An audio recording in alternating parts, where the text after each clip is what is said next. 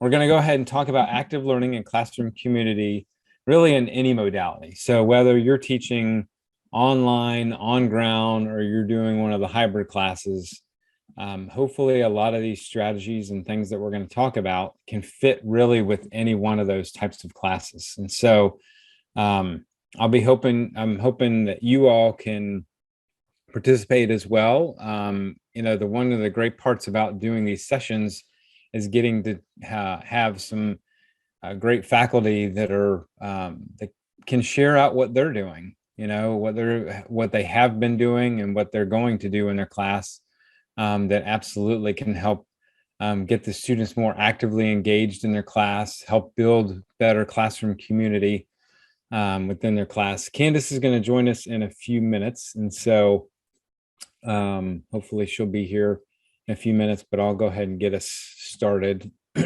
Oh, there's Candace. All right, perfect. I had to open up all my videos so I could actually see everybody, and there you were.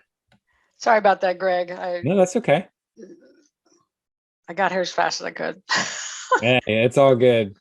I'll go ahead and let you jump in. I was just kind of introducing the topic and then letting them know, hopefully they'll be able to participate with us as well. And then at the end, we'll actually have the slides put up onto our webinar page along with the video link once that's rendered and ready to go. So you'll be able to access that stuff as well. And then at the very end, we'll actually share out some of the resources that we have. So you'll be able to connect with those as well. All right, so let's go ahead and get started. Okay, great, Greg. Thanks a lot. I appreciate it. And thanks everybody for being here today. I hope you'll find a few takeaways that might be useful to you in your own teaching, whether you're teaching hybrid, on ground, or online. I love Ken Bain's book, What the Best College Instructors Do. There's a lot of great nuggets in there. We do have that in our CTLE library if you want to check it out. But Ken Bain posits that the most successful college instructors attend to classroom management and building communities of learners. He observed a ton of really awesome instructors and professors. And this was one of the conclusions that he came to. This was one of the most important things that a professor can do is build that classroom community.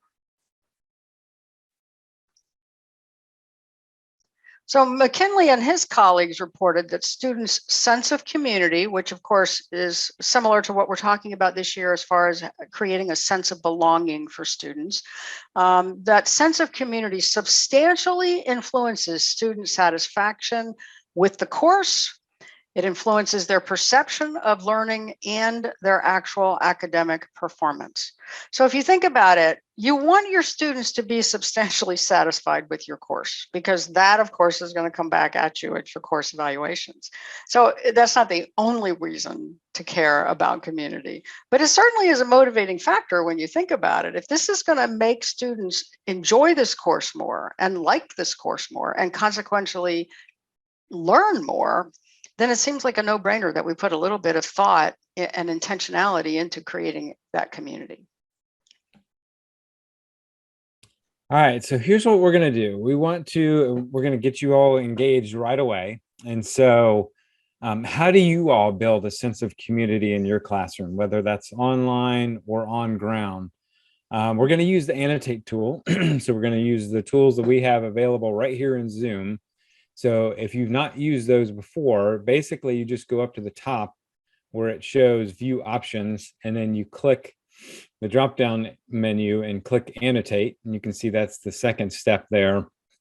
And then it should pull up a toolbar similar to this one over here to the right at the top. And then go ahead and click the text tool. And you can go ahead and type in what are ways that you all build a sense of community. And feel free to unmute and go ahead and share that way as well. So you can do either or.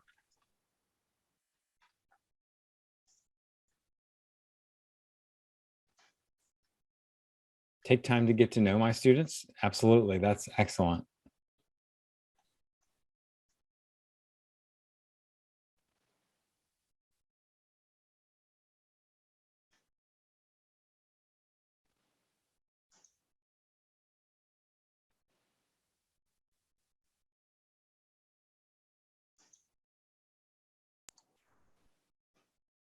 One of the Brett, things go ahead.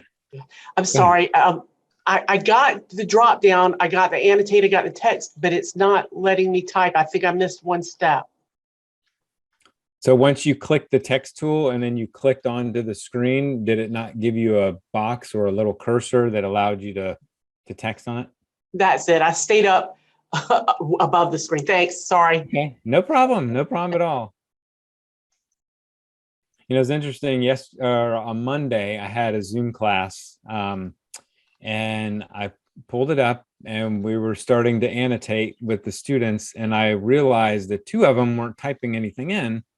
And I said, "What's going on?" And they said, "I don't have access to the annotate tool." And we spent about 10 or 15 seconds. And finally, I realized they were using the web-based version of Zoom.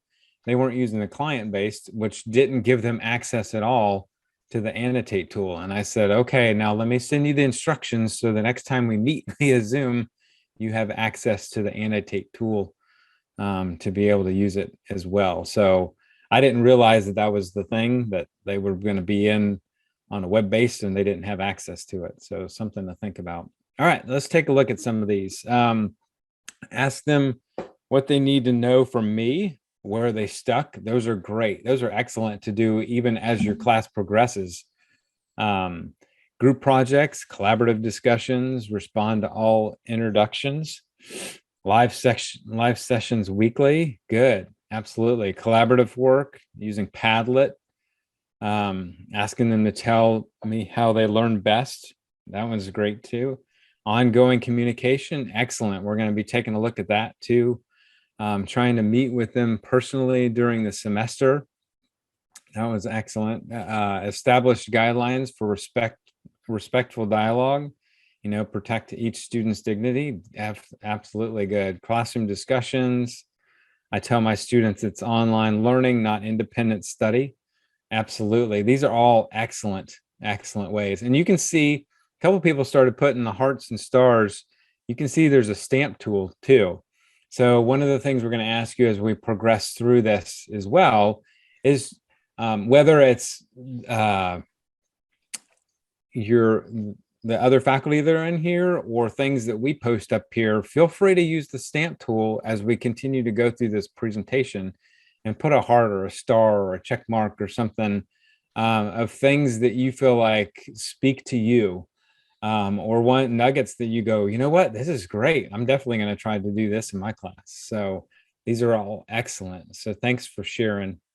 And actually, let me do this. I'm going to see if I can screenshot this so we can have a copy of it afterward. All right, so let's go ahead and move to the next slide. And let me go ahead and clear this so we can.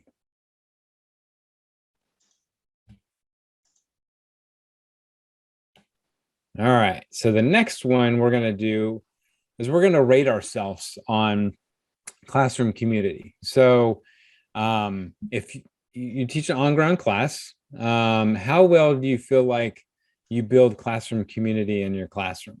And so this is completely anonymous.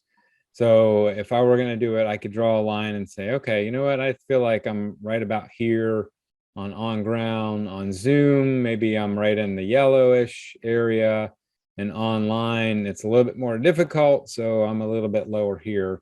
But feel free to draw a line or put some sort of mark on there as well.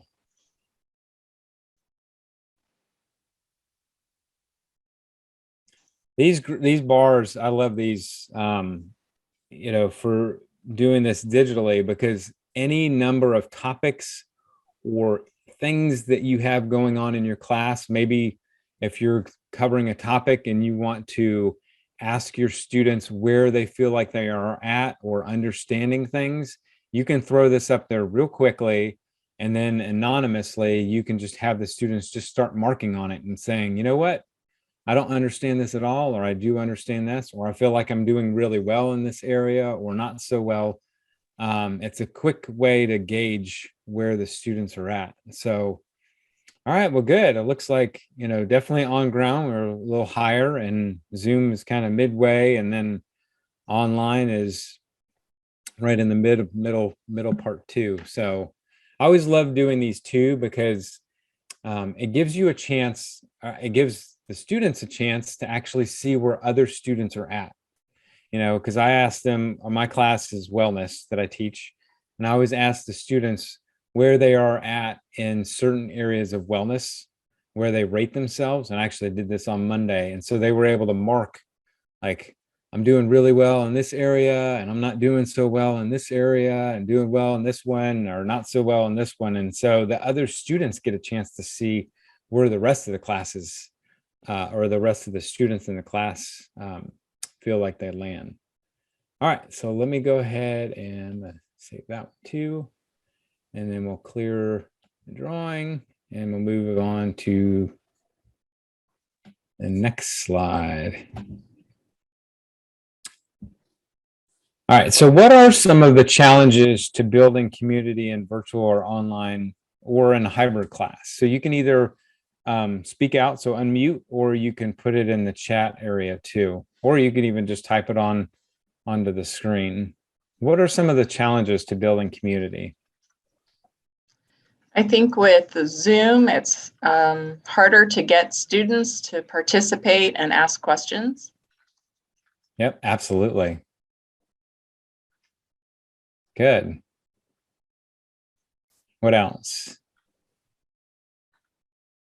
It's not the same when we're face to face in the same classroom or environment as what we get online. And then not all students feel comfortable turning on their camera, whereas some may, so that kind of affects it a little bit. Okay, good. Absolutely. Those are definitely challenges. Looks like a couple people posting up in the chat. Maintaining attention is challenging when students don't want to engage. Absolutely. Some are driving in their PJs. That makes it difficult. I've heard from multiple faculty saying they try to really tell their students, like, don't be driving and doing these sessions at the same time, because that's definitely distracting. So, hopefully they can be somewhere, parked at least, so they can participate. Yeah, I'd like to jump in there. Yeah, the driving issue is really concerning on many levels. And I think if you have a synchronous class, it's not unreasonable to say, we are meeting during this time. And particularly if it's like an on-ground class or a scheduled class, an ICC class, it's not unreasonable to say the expectation is that you will be fully present. And I care about your safety, and it is not acceptable to drive. If it's an asynchronous class, it's an online class, and you have, you meet maybe weekly or at least a few times during the semester via Zoom, and no one is required to attend, but you encourage them. That's when I would say, watch the recording. You don't I'd love for you to be there, but this should be the exception. I'm okay maybe if you're driving one time and you're just listening and you don't have the video on, but you're not fully engaged. And so it's better for you to watch the video. But I think you have to really lay the ground rules for what's acceptable in your class. And that's a little uncomfortable because students may feel like they're entitled, or other professors let them, or whatever. But I think just being really clear on why this matters, and that the video is available, I think is one way, to deal with that. Yeah, that's all I got. I'm wondering with that, would it make, or has it made, ones who are engaged in the class, if you're recording the class, does it make them more reticent to participate because they're being recorded? Well, that's a fair point, Audrey. I think the more controversial the subjects are, clearly the more at risk, more risk that would be involved in sharing feelings and so forth. I when I teach a grad online class, I meet every week, and it is optional. And a lot of the students that, they're putting kids to bed, or they're working at night or whatever. And so they're not able to be there. And it's, they signed on to an online program, so they they know that they're being recorded. So it is certainly possible that it would curtail some of the conversation. But I don't, it's, half a dozen one and six of another. Which one do you go with? Getting Yeah, back to I agree. getting back to the driving thing, I think that's a huge problem because I could see something happening to a student and, the school being responsible because he thought that he was supposed to be on, or she, or whatever. I don't know. And I try to tell my students, you're sitting at a desk participating in the Zoom session, not other places. Right. You're not cooking dinner. You're not Right. walking the dog. You're I'm just, breakfast. Yeah. I have to reemphasize that because obviously they're still not, some of them are still not paying attention to those instructions. Mhm. I think on the driving part, I think really as a university, we should put out a stance on this, because I think that if a student gets in an accident, they could always come back and say, well, they made us be on Zoom, Mhm. I've Yeah. had students that, or I've witnessed this, that in a session, students who are driving will try to engage and try to speak. And then not only that, their reception is going in and out into the Zoom. And sometimes some of them do have, I think I have encountered one that had to pull over into a parking lot so that they could get their reception back. So it's distracting to the rest, because they at least made the effort, but then, it's kind of like they're hanging out there. It's difficult. Mhm. Yeah, it's almost like we need to add that as part of the policies for any class that's going to have some sort of virtual aspect to it. The fully on ground class, maybe not, but any of the hybrid or ICC classes or classes online that have a Zoom. Because I've told my students in this semester, I said, my policy is you're going to have your camera on, and none of them have balked on it, and now granted, there's a couple of them that this last time you could barely see their head because of where their camera was, but at least they knew where they were right there. And they were none of them were in their car, at least not at 8 a.m., because that's when my class is. So, I have a question. yeah, go ahead. Good morning, everybody. And I apologize, I was late, couldn't get on. I don't know why, but nonetheless, have we ever thought about running a survey to inquire and ask the students what will encourage them to be more present? Or I don't know how to frame the sentence or the question yet, but just to get some feedback from them. We're speculative as to what the advantages or disadvantages are, but have we ever asked them? Collectively, survey, unanimous? Yeah, I mean, that's a great question. It's certainly something that Will Hamilton and his team could contemplate. Our course evaluations have some feedback about what's engaging, but it's not really focused on, using Zoom or, there's a lot of research about active learning and the different things that do engage students and so forth. But yeah, that there may be a place to ask that question, Angelia. That I think it's a really valid point. Thank you. It just seems like with our new norm, we've made some assumption and a lot of people have done studies, but I don't think we're going to get away from this. So we need to wrap some thought around how to, based on, I'm not saying they have all the answers, but surely they're the ones that are most impacted. Surely they can give us some insight, some of their lived experiences, maybe from a case study or qualitative approach. Great point. Really good point. So I want to go back to Ken Bain's book, in which he really addresses the intentionality on the part of the faculty member, and the owning it, if you will, or taking responsibility for building classroom community. And he says that teaching and learning success resides in the commitment on the part of the faculty to building and sustaining a community of learners. At its core, such a community is defined by engagement, and by the commitment of the faculty and students to sustain the community and its conversations. So are we communicating that to our students, that value? Are we intentionally planning for building that community? Another quote that I really liked is when students relate to an online instructor, and this, and I would posit that this applies to all instructors in any modality. But when students relate to an instructor as something more than a subject matter expert, and they begin to conceive of themselves as part of a larger community, they are more likely to be motivated, to be satisfied with their learning, and to succeed in achieving the course objectives. Now, in the mother of all research studies on strategies and variables that influence student learning, John Hattie did a meta-analysis of over 900 studies focusing on variables that impact student learning.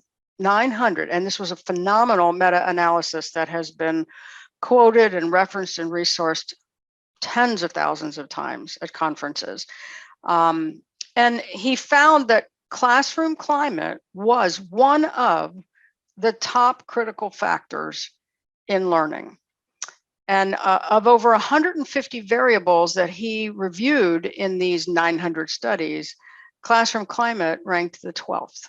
So that's pretty substantial. That's pretty convincing that this is an area we should be considering and creating in our classrooms. And Hattie said in his book, Visible Learning for Teachers, a positive, caring, respectful climate in the classroom is a prior condition to learning. And I would go further to say it's a concomitant condition for learning. It doesn't just happen at the beginning. You have to maintain that throughout the semester. And he also said, at the heart of classroom community is the teacher-student relationship built upon care, trust, cooperation, respect, and team skills. So ask yourself, how do I create that caring environment? How do I establish trust with my students so they know this is a safe learning environment and I will protect that learning environment? Do I communicate respect and insist on respect for each other in the classroom? And how do I foster team skills and cooperation? All right, so now what we're going to do is share some of the strategies that you all currently use or that you want to use in your class that would help build more classroom community. And so you could even think about it as starting even before the students show up on day one. What are some of the things that you might do that help build that classroom community? Stuff that you might do in your course shell or face-to-face or via Zoom. What are some of those strategies that you all use? So you can type them in using the annotate tool, or you can go ahead and share verbally.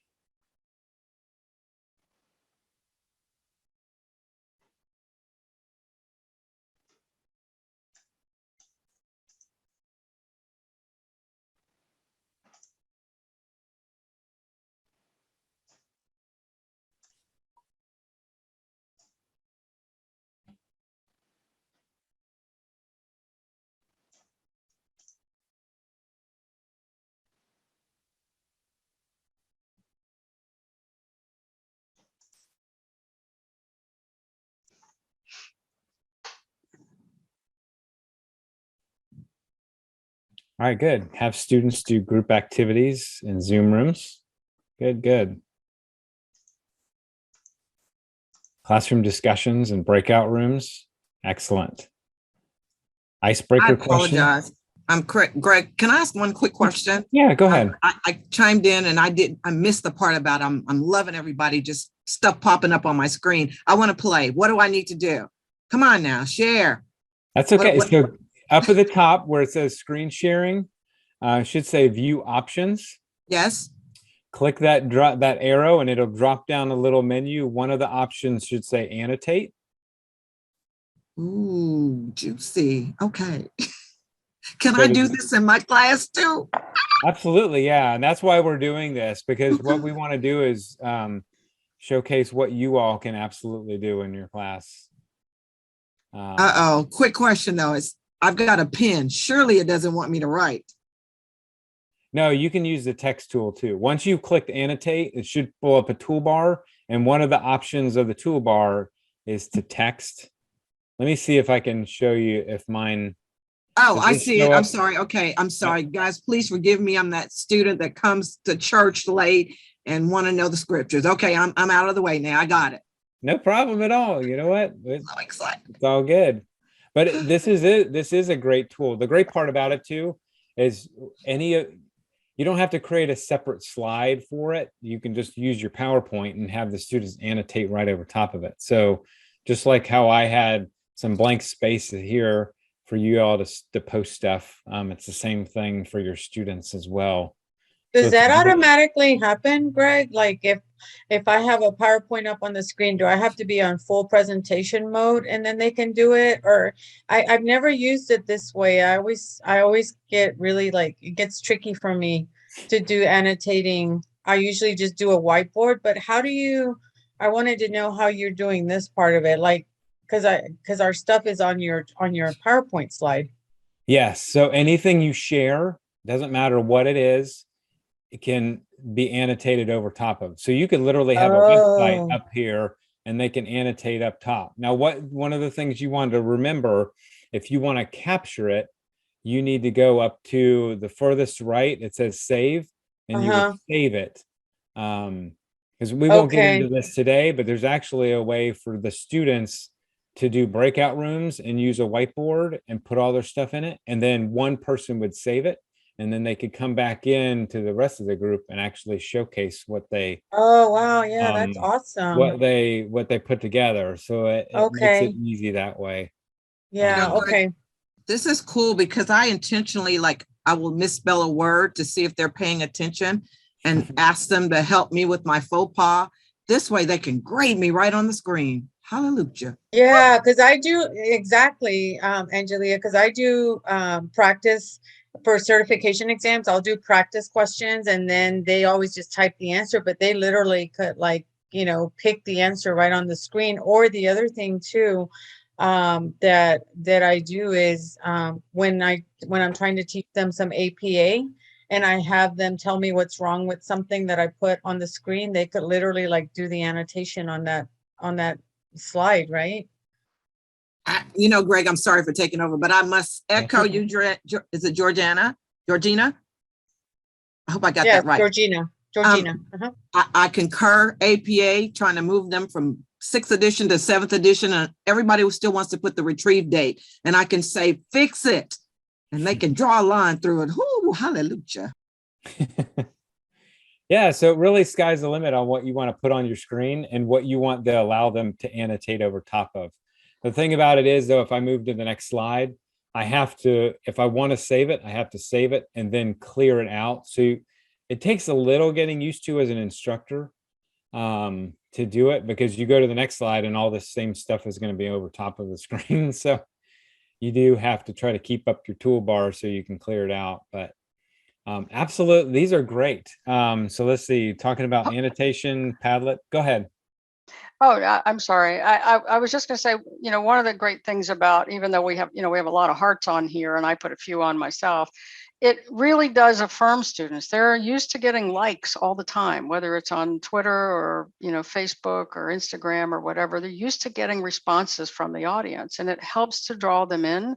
It helps to affirm them. It helps them to feel connected to the community. So that's a nice tool. Now, if you're in an on-ground class, you can still do this. You can still use Zoom in your on-ground class, but you can also use other tools like Padlet, which is just a Post-it note program. And instead of you having one screen where you're putting your different text, each person would put a Post-it note on, and you can still like it. You can also really easily upload images. Sometimes I'll throw a question out there and I'll say, post an image that you feel like well represents this concept.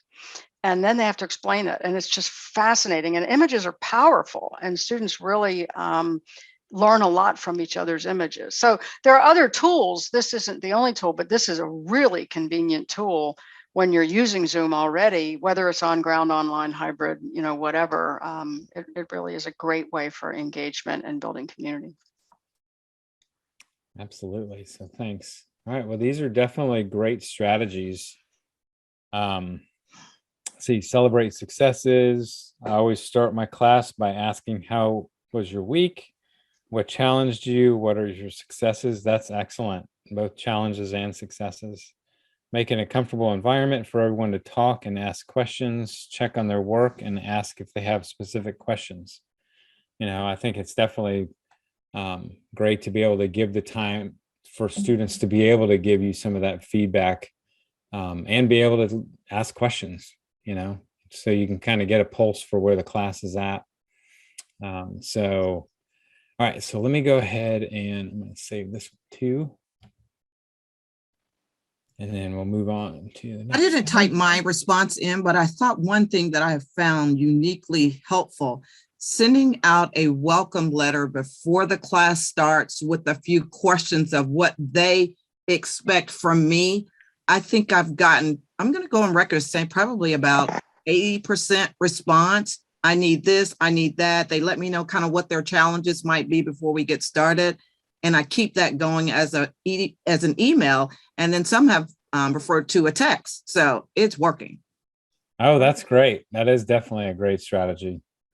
And there's a lot of different ways. I think if we were to sit down and everyone were to say, hey, here's what I do at the beginning of class, or at the beginning of the semester, there's a lot of great strategies. Here are just a few strategies that we came up with, or as far as just communication strategies. So some of these, most of these actually involve D2L. So to me, just using the announcements in D2L, I use it several times a week in my class. I actually post what they're going to be doing. Sometimes I'll actually post after a class and I'll say, here's the PowerPoint from the class. Here's the link to that video that we watched in class, or here's the homework for the class. The great part about D2L is whether you're sending an email out or you're sending out an announcement, you can link directly to anything in your course. So if you have stuff in your content area and your assignments, whatever, you can directly link to it. And so the students you don't have to say, well, go to your assignments and go to this spot and do this or whatever. You can link directly to it. And so the students would have access to it. So like an email reminder. I had to send my students out an email reminder about a couple things on Monday, and I directly linked to those content items and that assignment that I had to have them do right in there. So if they weren't even logged in, they clicked on that email, they clicked on the link, they logged in and they went directly to what I asked them to go to. So there was no searching for them as well. And then, just requesting this, I request my students set up their notifications in D2L. If you haven't done that before, there's a lot of different notifications that the students can get, emails and possibly even text messages if they set it up. I think some of the most valuable ones are if they've gotten a grade item. If I graded something, they would get an email that says your assignment was graded. Or the most important one is if you've set due dates in D2L, then there's one that it'll remind you 2 days before the due date to get it done. And so I always tell the students, just check that one, so in 2 days before, you'll get an email that says, here's when it's due. And then the last one is just setting up intelligent agents. And so we'll give you a link to our D2L resources, and intelligent agents are basically automated things that can happen in your class. So you can automate different communications. I usually have one that if the students haven't logged in like 6 or 7 days into my course, it'll automatically send them an email and say, hey, you haven't logged into your course in 6 or 7 days. you better make sure you're going in and checking the assignments and checking the grade book and that sort of thing. And that's an intelligent agent. And then the last one is really just for us, as far as communication strategies, be a good human, be authentic, be caring. Those are the kind of things, you think of that quote that's, the students don't care what you know until they know you care. And that's the same thing that goes right along with this. So I'm going to go ahead and pass it over. Before you go, can I ask a question? Maybe I'm the only one experiencing it. I've got Go a ahead. couple of learners that have said they couldn't get into the live Zoom. And I've said to them to make sure they're accessing it through our SLU portal. Is there anything else I need to say to them that would make sure they can get in? They need to make sure, a lot of times they're logged into their personal account and not their St. Leo account. And the way most of the Zoom sessions are set up now is you have to be authenticated into St. Leo in order to access any Zoom meetings. And so usually that's the case, is they're on somebody else's, maybe they're on their parents' computer or friend's computer, and they're logged into their Zoom account, and so they don't have access to it. So that's usually the main reason why they can't access it. So have them check that. But remind me at the end, and I'll send you a link to the instructions, especially for this first time students using Zoom for St. Leo. These instructions walk them step by step on how to do it, and it's part of our Zoom resources. And can think I have, share like, that? Can I share absolutely, that? yeah. Okay, When cool. we created it, it was purposely for the faculty to send it to their students. It's a link, it's a PDF link that you could send directly to your students. I always send it at the very beginning of the semester as part of my welcome email. I put that in there because I'm like, look, we're going to do Zoom and you guys need to have it set up before we even have our first one. So follow the instructions and make sure you're good to go. But if they go in through Okta, shouldn't it shouldn't matter what computer they're on, or? Well, if their client, their application that's installed on their machine is logged into a different account, then they won't be able to have access to it. So they have to make sure that that Zoom client that's installed in their machine is logged into the correct account. If they don't have it on at all, it usually prompts them to install, or if they use the web-based version, then you can get through it from there. Thank you. And I just wanted to add one thought. Because so many of the students are challenged in their new normalcies, one of the things that I've gotten a lot of response back from is I do a couple of, I guess you could say, early ins. I set them up before the class gets started. So every Sunday, they get Sunday sauce. And it's just some kind of motivational something about student learning, stay encouraged, just something that I might not know what's going on, but they have really, really said how much they appreciate that. So front loading the class with the most motivational something on a day that it happens all the time, they look for it. That's cool. That's a great strategy. Thanks for sharing. Yeah, that's a great example of being a good human. If you've read Parker Palmer's The Courage to Teach, you read about his perspective that teaching is an act of hospitality. And when I first read that, I was like, I never thought about it that way. And he says that, are you welcoming your students in? Because this is your home. Wherever you're teaching from, whether it's in Kirk Hall or at home on your computer or online, your class is your home. And are you welcoming them in? Go ahead and click that, Greg, because there's another image on that page. I did not begin my adult life being a very good host. My daughter is a phenomenal host. When I go to a party at her house, it's like everybody, you might have 30 people there, most of whom don't know each other. And midway through the evening, everybody knows each other and they're comfortable and they're having a grand time. When I host a party, I'm like Martha. I'm the one who's like, I got all these things I got to do, right? And I got all these preparations to do. And I'm so busy taking care of stuff that I forget being a good host is focusing on the people, not the stuff. And it reminds me of, if you'll indulge me, it reminds me of the story of Jesus and Mary and Martha. And Martha's running around trying to take care of all the food and all the people. And Mary's just sitting at Jesus's feet.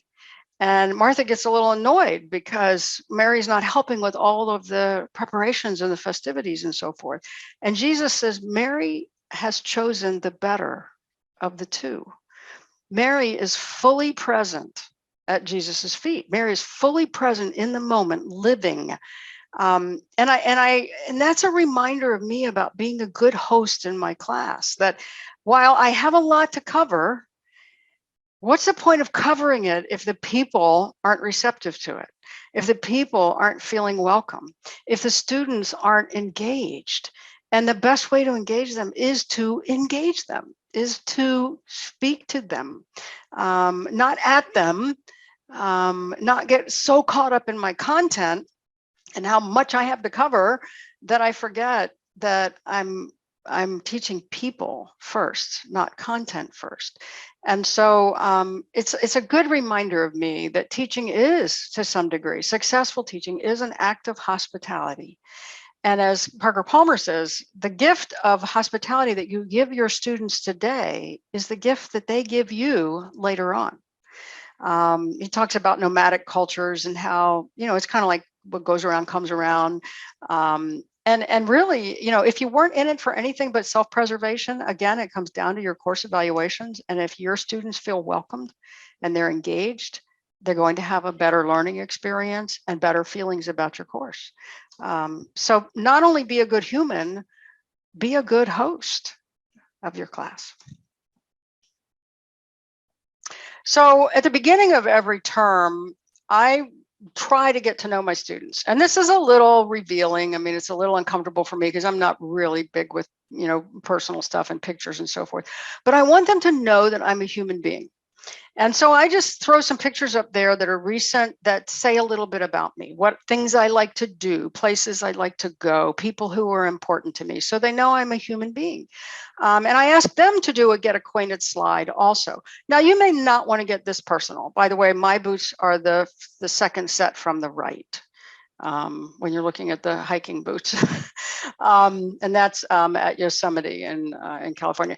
But anyway, you can be a little less personal. You can put images of books that you love to read or music that you like or places that you've gone. You don't have to put a picture of yourself in here at all, but something that tells about you as a human being. And I ask them to do the same thing. Again, they don't have to use personal pictures. They can just symbols, things that represent them, hobbies or whatever. And that helps them to feel fully present and appreciated, and also helps them to make connections. Every semester, I'm amazed at how many students make connections during those, the sharing of those slides. And I am very intentional about saying, this is important to me because it helps us build this community. And this may seem like fluff and stuff. It may not seem like, we should take the time for this, but it's really important to me that each of you begins to know each other, because you're going to be working together and you appreciate the unique qualities of each other. And so we're going to take 30 minutes to do this at our first class or second class, because I model it the first class and then they come the second class, ready to share their slides. You can spend less time. You don't have to do 30 minutes. You can say everybody gets 60 seconds. I probably don't spend the whole 30 minutes anyway, but you can limit it and keep it short and sweet. But I think there's some value in this activity establishing the norms in the community in your classroom. Go ahead, Greg. This one's yours, right? I think. Oh, you're muted, Greg. Oh, sorry. So knowing your students, knowing who your students are. So even having some sort of activity in the beginning to be able to learn who they are, whether they're military, working adult, international students, cultural identities, letting them know who you are. That was a great example of being able to let the students know exactly who you are. I usually do a slide like that, but I also do a slide like a Wordle. If you ever seen those word clouds, and I usually put in words that represent who I am or who are a part of me. So a lot of times it just has activities that I like to do or like my wife and my kids' names, you know, and things like that. And so those are representative of who I am. So this is one activity I do in the beginning of the semester where, you know, the students are just telling me who they are, you know, where they're from, because that's a wellness class. So we talked about physical activity that they like to participate in. But it gives us a chance, myself a chance, and the other students a chance to learn a little bit about them. You know, usually with this activity, I have them group up into groups of 3, and they share with one another their responses, and then they have to introduce each other to the class and then tell them the responses that they have. So, but I do love this one here is the 3 questions down below. You know, I learn best in class where the teacher does this. Students in the courses help me learn when they do this. And I'm most likely to participate in the class when they do that, you know, something. And so to me, those types of things, when the other students, when I'm aware and the other students are aware, it absolutely can help build classroom community. You know, I want to know how the students feel like they could learn best. When are I am most likely to participate in class when this happens. You know, Angelina, you asked the question about, do we know whether the students, how we could get them engaged more? And this is one of the things I do in the beginning of the semester to ask them, you know, what are the most likely, I am most likely to participate in class when we do this. A lot of times they'll say like group discussions or group stuff, you know, or just having discussions in general. So. Absolutely, Greg. I took a picture of this because I think it would make a nice little quick survey, but I had one off question. I noticed my Cool Beans is still there. I didn't want to start clicking clear and all of a sudden everybody go away. What happened that caused my little, can you see that it's still there? Where did you put it? It's down at the bottom. I have it here. It was still there and I moved it out of the way as you guys were presenting, but I noticed it didn't go away. Did I break something? Please tell me no. No, I don't think so. I don't see anything. So I'm not Okay. sure what it isn't anything that was any kind of annotation piece, I guess. Well, Any I of the did. annotation tool stuff probably would still be there, but. I used the annotation tool and I thought if I hit clear, okay, I hit clear on my side. I just didn't want to clear it and everybody vanishes. You know, I dream a genie style or anything like that. I'm back. I'm good. Be quiet, Ann. You're good. Thank you. Were these, I think these were mine, right, Candace? Mhm. Okay. So just some general strategies, obviously affirming the core values of community in your course, establishing the community guidelines, regardless of what modality you're teaching in. So giving the ground rules right up front, you know, with your class. You know, some instructors actually do that as an activity with their students and they have them come up with some of the guidelines, which sometimes is probably, you know, even definitely better, but maybe even more strict, I guess, sometimes, you know, when you let the students do it. Emphasizing that the academic community is a place where the students feel safe. You know, you want to make sure that they feel safe and they can take risks, because you are going to have more valuable, enriching conversations if the students feel like they can take those intellectual risks. You know, try to be in, oops, I went too far here.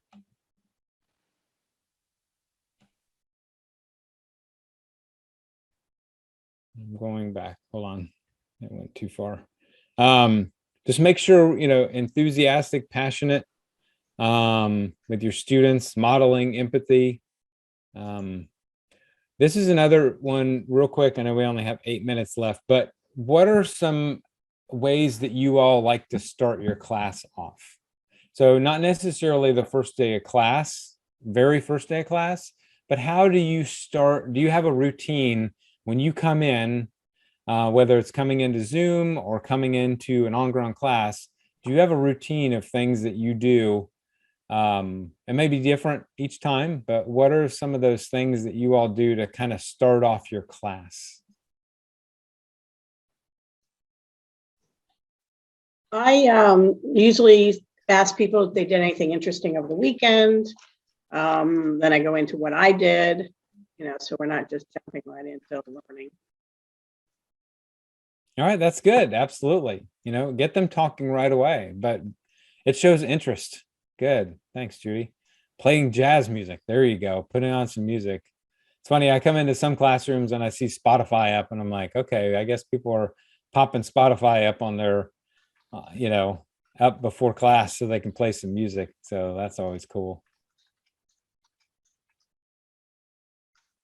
What else?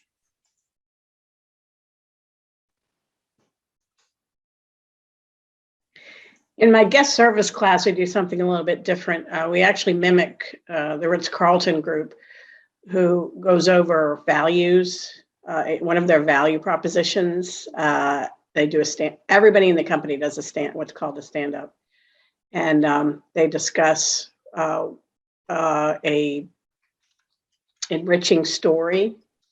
So I pick a value, like either a St. Leo value or some other value to go over that day. And then I choose a student to tell like a encouraging, service story. That's cool. That's a really good idea. And it ties directly into, the service industry, especially when you can have an example of, hotel chain like Ritz-Carlton. Ooh, so cool.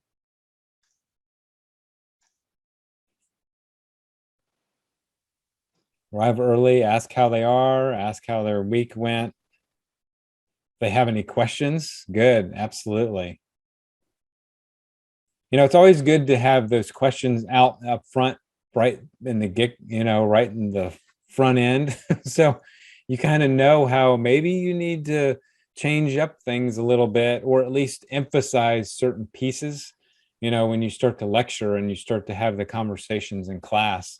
That's exactly right, Greg. That's why, because sometimes they'll sit there with their questions and they're like so antsy, or they're not focused because in their mind they're thinking they want to ask this question. And then we also have the students that only want to come ask questions and then they leave. And so being respectful of their time, because they're not required to come to live sessions, but they make the attempt to at least come and have a two-way communication regarding questions about the course, which is always very important. Great. Absolutely. That's good. So if they show up early, I talk to them casually at the beginning of class. I remind them about assignments, due dates, and other reminders. This is where if you get to know your students a little bit more and kind of their background or what they like to do, it even helps up front. Like I know right now I have a student that's on track, and I have two students that are on the basketball team. So as soon as they show up to class, I can start asking them about, like, I knew one student went to North Carolina for a track meet over the weekend. And so I was able to immediately be like, hey, Brandon, how'd the track meet go? How'd you do? How'd the team do? Or with the basketball players, hey, I know you had a game on Saturday, how'd it go? One weekend I actually went to and saw part of the game. And so I was able to talk to him a little bit about that. Like, oh, I got to see you play. You did really well, so that was cool as well. All right, so let's go ahead and move to the next one here. So I know we're short on time. What else did you want to cover, Candace? I know you had the last. I think I can kind of zip through the next 2 or 3 slides pretty quickly. Some of the stuff we've already talked about, but one thing I want to say is that this stuff may seem like, touchy-feely and fluff and stuff, but you can have incredibly high expectations and very rigorous coursework and content and still create community and still communicate care and concern and compassion to students. So I don't want you to think that we're all just, living in a Barney world and I love you and you love me and everything's going to be hunky-dory.